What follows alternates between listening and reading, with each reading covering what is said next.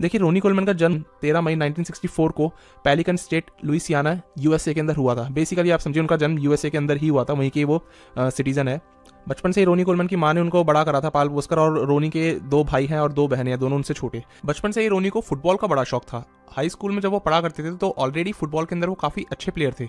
Ronnie Coleman का बल्की frame था और मसल मास काफ़ी इजीली गेन कर लिया करते थे वो।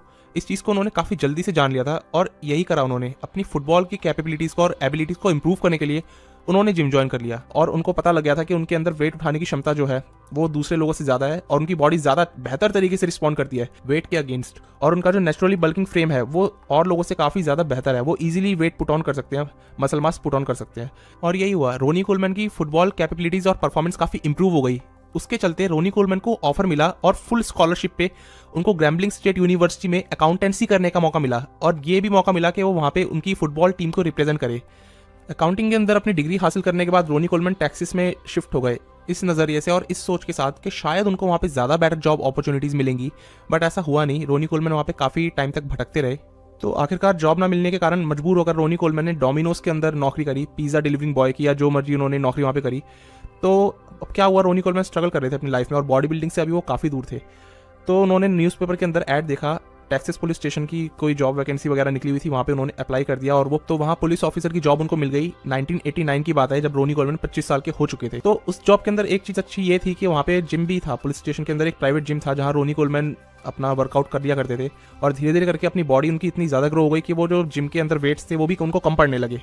तो पुलिस स्टेशन का जिम छोटा पड़ने के बाद रोनी कोलमैन को बाहर एक अलग से जिम ज्वाइन करना पड़ा। तो उस जिम में जब रोनी गए तो उनकी मुलाकात जिम के ओनर से हुई जिसका नाम था ब्रायन डॉब्सन।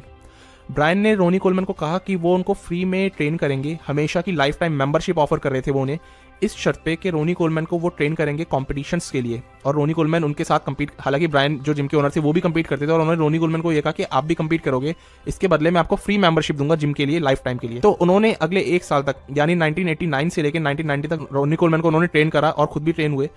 और वहाँ रोनी कोलमैन ने अपना पहला कंपटीशन खेला 1990 के अंदर, जो कि था मिस्टर टेक्सास शो। और अपने पहले ही कंपटीशन में रोनी कोलमैन ने जीत हासिल कर ली थी, फर्स्ट आया और अपने ही कोच को उन्होंने पिछाड़ दिया। उसके बाद उसी साल रोनी कोलमैन ने एनपीसी टेक्सास शो के अंदर कम्पीट करा 1990 में, लेकिन उसमें अनफॉर्चुनेटली वो फर्स्ट नहीं आ पाया और उनकी 3rd प्लेसिंग आई, जिस वजह से उनको प्रो कार्ड हासिल नहीं हुआ। तो 1990 का एनपीसी टेक्सास चैंपियनशिप हारने के बाद रोनी कोलमैन समझ चुके थे कि उनको अपनी फिजिक को अभी और डेवलप करना पड़ेगा। और थोड़ा रेस्ट लेने के बाद यानी 1991 में वो आए आईएफबीबी वर्ल्ड एमेचर चैंपियनशिप के अंदर और जीत गए। यानी आईएफबीबी का शो वो जीत गए थे, इसका मतलब उनको प्रो कार्ड मिलना पक्का था। और यही हुआ, 1991 में 27 साल की उम्र में रोनी कोलमैन आईएफबीबी की प्रोफेशनल बॉडी बिल्डर बन गए थे। उसी साल रोनी कोलमैन ने 91 के एनपीसी नेशनल्स भी खेले, जिसमें कि केविन लवरोनी, फ्लेक्स व्हीलर थे। तो केविन फर्स्ट आए, सेकंड पे फ्लेक्स व्हीलर आया और 4th पे आए रोनी कोलमैन। तो 1992 का night of champion Ronnie Coleman ने खेला नेक्स्ट और उसमें उनकी पोजीशन आई 14th और केविन लवरोनी फर्स्ट पे थे। यानी कितना ज़्यादा गैप हो गया। और रोनी कोलमैन ने क्या कभी सोचा होगा कि वो 8 टाइम मिस्टर ओलंपिक बनेंगे और केविन लवरोनी, फ्लेक्स व्हीलर जैसे बॉडी बिल्डर्स को कितना पिछाड़ देंगे वो। तो 14th आने के बाद उन्होंने फिर उसी साल 92 में शिकागो प्रो खेला, उसमें रोनी की पोजीशन आई 11th। उसी साल रोनी कोलमैन ने अपना डेब्यू कर लिया था मिस्टर ओलंपिया के अंदर और डेब्यू करते उनकी पोजीशन आई 16th। तो अगर आप ग्राफ देखें तो रोनी कोलमैन का ग्राफ कितना ज़्यादा डाउन चल रहा है कि 16th, 14th, 11th ये पोजीशन सारी है। इसके बाद 93 में रोनी कोलमैन ने मिस्टर ओलंपिया में कम्पीट नहीं करा था। फिर 94 के मिस्टर ओलंपिया में उनकी पोजीशन आई 15th। पर रोनी कोलमैन कहाँ हार मानने वाले थे और उन्होंने यही करा कि गिव अप नहीं करा और उन्होंने अगले साल 95 में कम्पीट करा। और 95 उनका वो ईयर था जिसने कि रोनी कोलमैन को एक स्पॉटलाइट में लाके खड़ा कर दिया। कैसे? क्योंकि 95 में एक कंपटीशन हुआ था जिसका नाम था कनाडा प्रो कप। उसके अंदर रोनी कोलमैन ने सारे बॉडी बिल्डर्स को डिफीट कर दिया था, बड़े बड़े लाइक रिच गैस्परी, गंटर शेरकैम्प। तो रोनी कोलमैन फर्स्ट आए थे, गंटर सेकंड आए थे और रिच गैस्परी में आए थे 5th। तो रोनी कोलमैन ने यहाँ पर जो काम करा उससे वो स्पॉटलाइट में एक तरह से आ गए और सब लोगों की नज़र में आ गए बॉडी बिल्डिंग इंडस्ट्री में और लगा कि हाँ भाई वो फ्यूचर होने वाले बॉडी बिल्डिंग का। तो 95 के अंदर ओलंपिया में उनकी प्लेसिंग आई 11th। उसके बाद 96 मिस्टर ओलंपिया में रोनी ने कम्पीट करा और उसमें उनकी पोजीशन रही 6th। अब रोनी कोलमैन बड़ी मेहनत के साथ में सब कुछ कर रहे थे, अपने बॉडी को लगातार अपने फिजिक को बढ़िया करने में लगे हुए थे, पर वो कहीं उस लेवल तक नहीं पहुंच पा रहे थे जहां उनको पहुंचना चाहिए था। उस मेहनत के बावजूद वो अपने सारे एफर्ट्स डाल रहे थे पर वो नहीं जा पा रहे थे। तो फिर ईयर आया इसके बाद 97 का। 97 में रोनी कोलमैन ने फिर कई सारे कॉम्पिटिशन्स लड़े और उनकी पोजीशन यही 6th, 5th, 4th इस टाइप से आती रही। फिर बात आती है यहाँ पे मेन जो मैं आपको बताने जा रहा हूँ, ये आती है 97 की ग्रैंड प्रिक्स रशिया की। इसमें क्या हुआ कि रोनी कोलमैन के साथ में बॉडी बिल्डर्स थे केविन लवरोनी, नेसल एल्सम्बार्टी, क्रिस कॉर्मियर, पॉल डिलेट, इस टाइप के बॉडी बिल्डर्स थे। तो रशिया का ग्रैंड प्रिक्स चल रहा था। रोनी कोलमैन शो से एक रात पहले 12 बजे, रात के 12 बजे केविन के रूम में गए और वो काफ़ी परेशान थे। रोनी कोलमैन के साथ दिक्कत क्या थी कि वो अपनी बॉडी में वाटर रिटेन कर रहे थे, यानी उनकी बॉडी में वाटर था जो कि वो लूज़ नहीं कर पा रहे थे। और ये ज़रूरी है, जब तक वाटर आपकी बॉडी में दिखेगा तो आपकी मसल्स उतने ज़्यादा पॉपअप नहीं होंगे, आपकी डेफिनेशन, आपकी वैस्कुलरिटी उतनी नहीं दिखेगी। परेशान होकर रोनी कोलमैन 12 बजे केविन लेब्रोनी के रूम में गए, उनके रूम में गए। तो उसमें केविन से उन्होंने फिर पूछा कि मैं अपनी बॉडी का वाटर सुखाना चाहता हूँ, मेरी बॉडी में से मैं चाहता हूँ वाटर सारा निकल जाए, क्या करूँ इसके लिए। तो केविन लेब्रोनी ने उनको कुछ ऐसी एडवाइस दी थी, कुछ उन्होंने पता नहीं अल्कोहल के बारे में, अल्कोहल तो नहीं बताया होगा, कुछ उन्होंने ऐसी कोई कॉफ़ी बताई या क्या चीज़ बताई, जिसकी वजह से रोनी कोलमैन ने उस चीज़ को लिया। और फिर अगले दिन की बात है जब मेन कंपटीशन हुआ ग्रैंड प्रिक्स रशिया का, और रोनी कोलमैन ने केविन लेब्रोनी समेत सारे बड़े बड़े बॉडी बिल्डर्स को बीट कर दिया था। तो ये वो घड़ी थी रोनी कोलमैन की जब उनको सारी, जहाँ तक मैं कहूँगा, कंप्लीट नॉलेज हो चुकी थी बॉडी बिल्डिंग की, क्योंकि मेहनती वो पहले से ही थे। उनकी बॉडी स्ट्रक्चर ऐसा था कि वो बने ही थे बॉडी बिल्डिंग के लिए, वो बॉडी बिल्डर पैदाइशी थे, उनका बहुत बड़ा फ्रेम था, हर चीज़ उनकी बॉडी में कमाल थी, कमाल। तो उनके पास सब कुछ था और यही चाहिए था कि वो अपने पास वाटर लूज़ नहीं कर पा रहे थे। और केविन लेब्रोनी ने ये ट्रिक जब से उनको बताई, उन्होंने सारे बॉडी बिल्डर्स को हरा दिया और फिर इसके बाद उनकी जीत का सिलसिला रुका नहीं। 98 का जब ईयर आया, ये सारे IFBB के जितने भी ग्रैंड प्रिक्स शोज होते हैं, रशिया, फिनलैंड, जितने भी होते हैं, वो सब तो उन्होंने जीते, पर उन्होंने वो शो जीता जो कि हर एक बॉडी बिल्डर का जीतने का ख्वाब होता है, और वो था 98 का मिस्टर ओलंपिया। उसके अंदर रोनी कोलमैन बड़े ही अनएक्सपेक्टेड तरीके से जीते थे। उनको नहीं पता था, वो कह रहे थे कि जिस तरह मैं टॉप 10 में सेलेक्ट हुआ, मैं बहुत खुश था 98 में, फिर मैं टॉप 5 में आ गया, मैं बहुत खुश था। कह रहे हैं कि करके सारे बॉडी बिल्डर्स हटते जा रहे थे, मेरे को लग रहा था मेरा नंबर कब आएगा, कि मैं कब एलिमिनेट होऊंगा, लेकिन टॉप 2 में वो पहुंच गया और फ्लेक्स व्हीलर और रोनी कोलमैन बचे थे। 98 की बात है, हम सब लोग जानते हैं। और रोनी कोलमैन जीत गए थे वाला कंपटीशन, और उन्होंने फिर पीछे मुड़ के कभी नहीं देखा अपनी ज़िंदगी में। और मैं कहूँगा एक सिरे से वो सारे बॉडी बिल्डर्स, बड़े बड़े body builders, Flex Wheeler, Kevin Levrone, Nasser Elsonbaty, Shawn Ray, Paul Dillett, इन सब बॉडी बिल्डर्स को बीट करते चलेगा। और बाद में जाके जे कटलर भी आए, हम सब जानते हैं जे कटलर की और रोनी कोलमैन की भी वही लड़ाई रही, और रोनी कोलमैन उनको भी बीट करते हुए चले, और लगभग 4 साल तक उन्होंने जे कटलर को बीट करा था। गौर करने वाली बात यह है कि मैंने आपसे कहा था 98 का मिस्टर ओलंपिया का जीतना रोनी कोलमैन के लिए बहुत अनएक्सपेक्टेड था। ऐसा क्यों? क्योंकि अगर आप देखें तो 97 में रोनी की पोजीशन 9th आई थी मिस्टर ओलंपिया के अंदर, और अगले ही साल वो फर्स्ट आ गए। तो यार ये चीज़ क्या अनएक्सपेक्टेड नहीं है? आज तक कोई भी बॉडी बिल्डर आप मेरे को बता दो या ऐसा आपने देखा हो कि जिसने 9th प्लेस से सीधा फर्स्ट प्लेस सिक्योर करा हो। अक्सर ज़्यादातर बॉडी बिल्डर 6th इन्हीं प्लेसिंग्स पर रहते हैं और इन्हीं पे ही रह जाते हैं। अक्सर ये होता है कि वो सेकंड आ जाते हैं, थर्ड आ जाते हैं, पर 9th से फर्स्ट प्लेस पे आना ये आज तक कोई बॉडी बिल्डर नहीं कर पाया, और ये एक तरह से मैं कहूँगा रिकॉर्ड है। इस रिकॉर्ड को कोई तोड़ भी नहीं सकता, अभी तक तो कोई नहीं तोड़ पाया। पर रोनी कोलमैन का जीत का सिलसिला रुका नहीं किसी भी तरह। 99 का मिस्टर ओलंपिया जो था अगले साल का, वो भी वो जीत गया, और वो काफ़ी कंट्रोवर्शियल था। काफ़ी लोग चाहते थे फ्लेक्स व्हीलर जीते, फ्लेक्स अपनी बेस्ट शेप में थे उस टाइम पे, वो उनकी लाइफ की बेस्ट शेप थी, पर रोनी कोलमैन कौन सा कम थे, वो उनसे भी अच्छे थे, तो इसी वजह से वो जीत गए। फिर उसके बाद अगला 2000 का आया। 2001 में रोनी कोलमैन जे कटलर टकराए थे आपस में, और उनका भी काफ़ी कंट्रोवर्शियल मिस्टर ओलंपिया था। ये मैंने पहले एक वीडियो में डिस्कस कर रखा, उसका भी लिंक आपको मिल जाएगा, आप देख सकते हैं उस वीडियो को। तो ये कंट्रोवर्शियल रहा था क्योंकि जे कटलर को लोग चाहते थे फर्स्ट आए, जे कटलर खुद भी चाहते थे, क्योंकि वो रोनी कोलमैन को फ्रंट से बीट कर रहे थे। तो बट रोनी के फेवर में डिसीजन किया, और 2005 तक रोनी कोलमैन लगातार जीतते रहे। एक आध कोई छोटे मोटे कंपटीशन हारे थे, शायद 2002 में वो गंटर से एक कंपटीशन में हार गए थे। बाकी उन्होंने रिकॉर्ड ब्रेकिंग टाइटल्स हासिल करे। पहले केविन लेब्रोनी का रिकॉर्ड था 24 IFBB टाइटल्स का, जो रोनी कोलमैन ने तोड़ दिया, और उनके बन गए 26 IFBB प्रो टाइटल्स। ये उनका रिकॉर्ड था रोनी कोलमैन का, 26 IFBB प्रो टाइटल्स आज तक किसी ने नहीं जीते।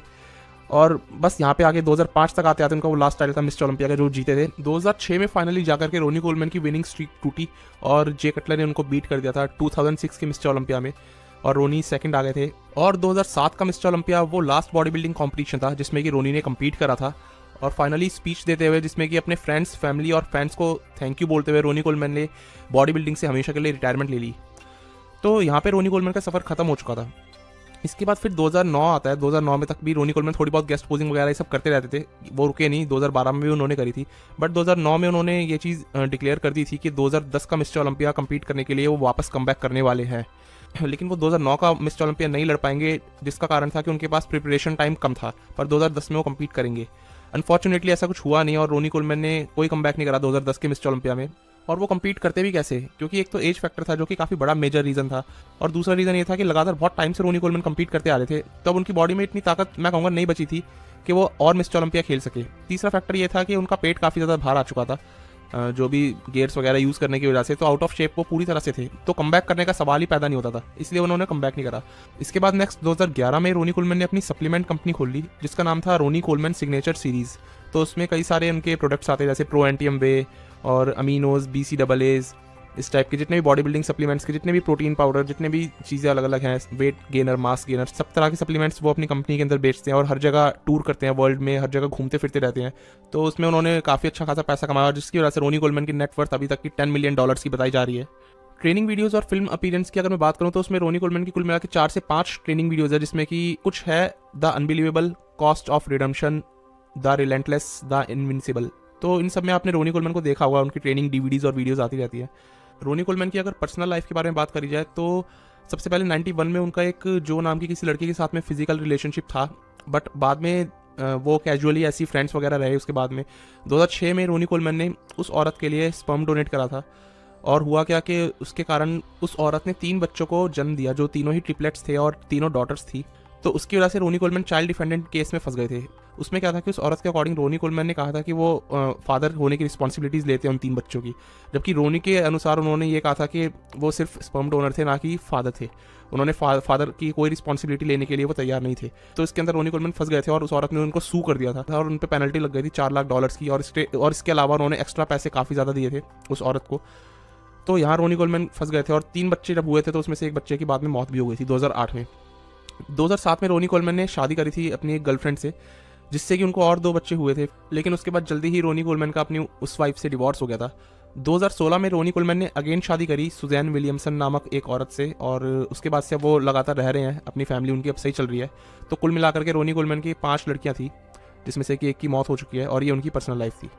अपने करियर के दौरान रोनी कोलमैन को कई सारी इंजरीज का सामना करना पड़ा, जिसका प्राइमरी रीजन था उनका हैवी लिफ्ट करना। रोनी कोलमैन काफ़ी ज़्यादा हैवी लिफ्ट करते थे, हम सब लोग जानते हैं अच्छे से, हम लोग वाकिफ है इस चीज़ से, क्योंकि वो 800 LBS के डेड लिफ्ट लगाते थे, 800 LBS के स्क्वाट्स लगाना, हैवी बेंच प्रेस करना, हैवी डंबल प्रेसिस करना, बहुत हैवी डंबल प्रेस करते थे। 2300 LBS के वो लेग प्रेसिस लगाते थे। तो इस वजह से उनको काफ़ी ज़्यादा इंटरनल इंजरीज होती जा रही थी, जिसका उनको नहीं पता लग रहा था। 96 में उनको पहली इंजरी हो चुकी थी, हालांकि वो माइनर इंजरी थी, पर उसके बाद वो लगातार ओवर ट्रेन अपने आप को करते रहे और पेन किलर्स वगैरह ये लोग खाते रहते, तो उनको ये भी नहीं पता लगता कि उनकी बॉडी अंदर से कितना ज़्यादा अंदर से ख़राब होती जा रही है।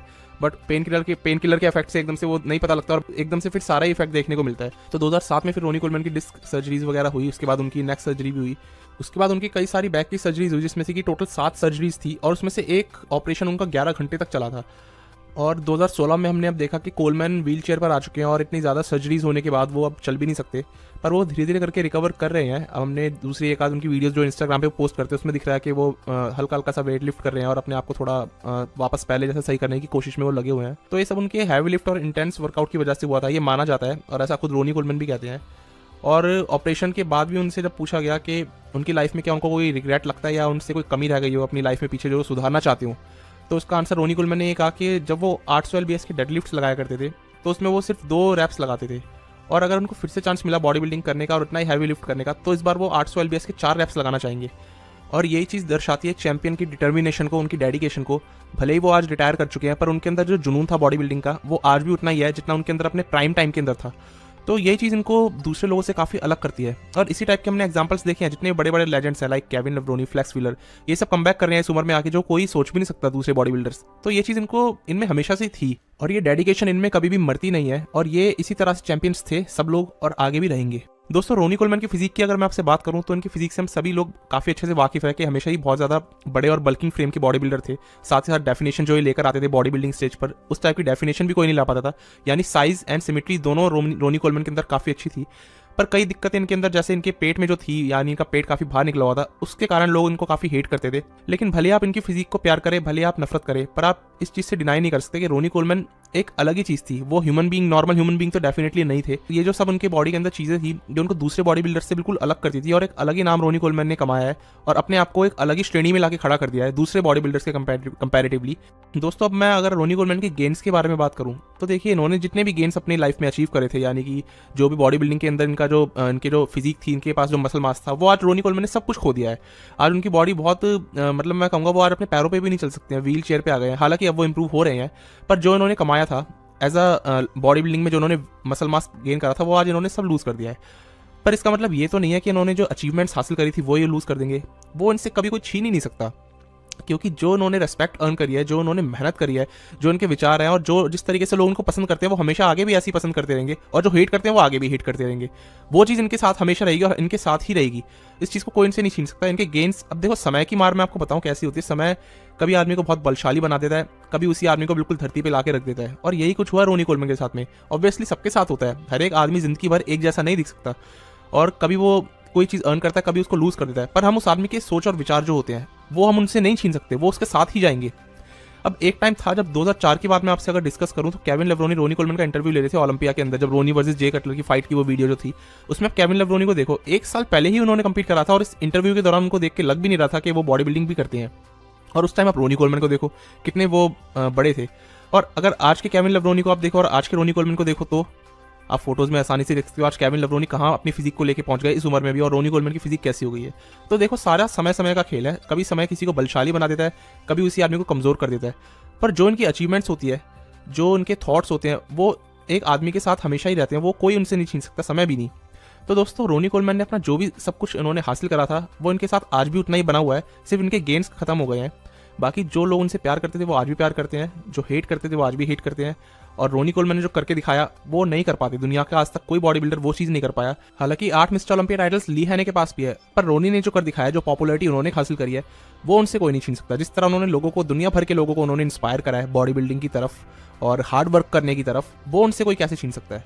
तो यही सब चीज़ें मिल करके रोनी कोलमैन को बना दिया है the greatest of all time body builder, the 8 time mister Olympia Ronnie Coleman.